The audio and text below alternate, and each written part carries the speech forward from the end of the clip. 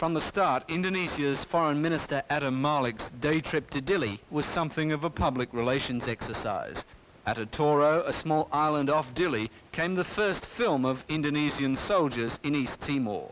Forces the Indonesian government still insists are volunteers. Children waving the red and white Indonesian flag were out in force, and the welcoming placards read, "UN hands off, we are already Indonesian," and "We want integration now."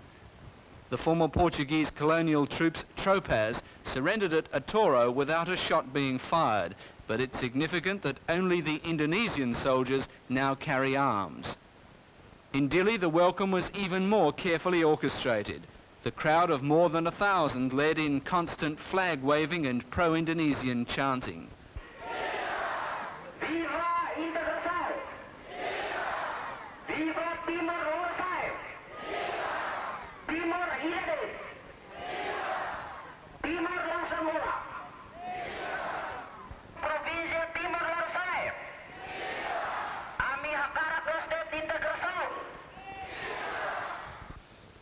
With armed Indonesian volunteers and Apadati and UDT irregulars everywhere, it's hard to call it a spontaneous display of pro-Indonesian sentiment.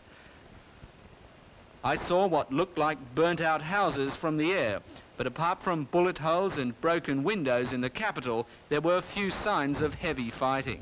None of the leaders of the Provisional Administration had any news about the whereabouts of Roger East, the Australian freelance journalist missing since the fall of Dili.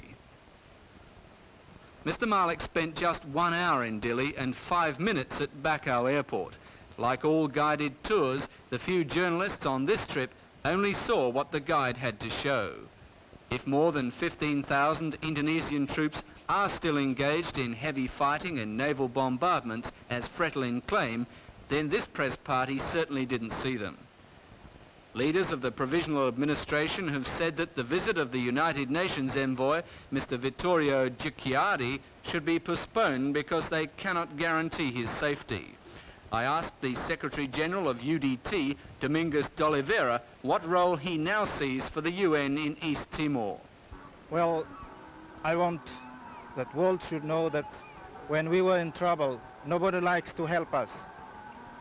But now that we ask the help from our Indonesian brothers, why world come here and see us? Let us rebuild our country at peace and with friendship with our Indonesian brothers.